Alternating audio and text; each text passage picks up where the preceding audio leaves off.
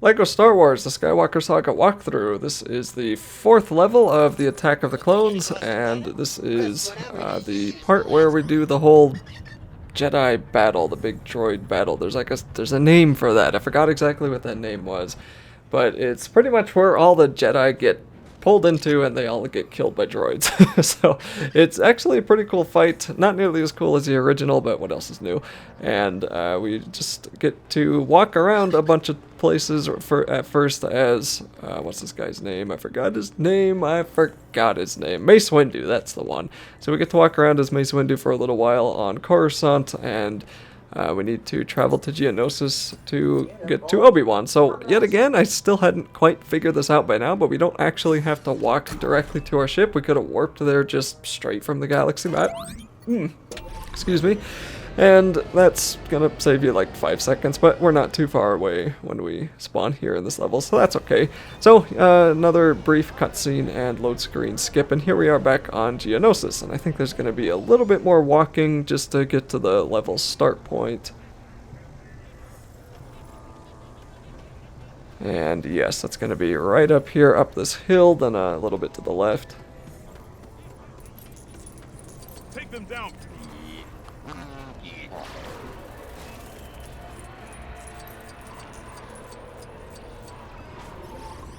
Okay, so yet another cutscene skip, and now we get to defeat all of these 3 beasties that are going to be tormenting our heroes for a little while. So I think we can switch between our heroes whenever we want to, but maybe not.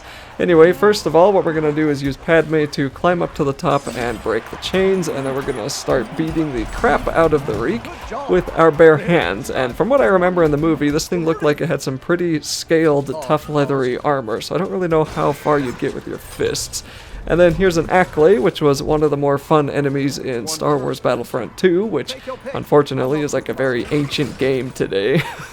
That game was all the rage when I was growing up, but there was one of the maps that no one ever played on because it was a very confusing map, but there was one of the maps on, I forgot what the name of it was, but it had like these big bubble plants and it had the Acklays just randomly show up and it would just come over and slaughter you, and that was always the focus on both sides of the team whenever the Acklay actually came and started attacking people, as everyone had to start taking it down. At least I'm pretty sure it was indiscriminate over who it attacked. I don't think one side could like release an Acklay and have it fight for them or anything. I don't think that was how it worked, but anyway, it was just kind of cool to see him again. That brought back some fun memories. And then, of course, the weird little tiger thing is going to be pouncing around, and by this point, everyone should be free, and it looks like Anakin's going to get like a bone that he's just going to whack the tiger with. So, you know, these enemies go down pretty quick, as we've seen already. They don't really have a whole lot of health,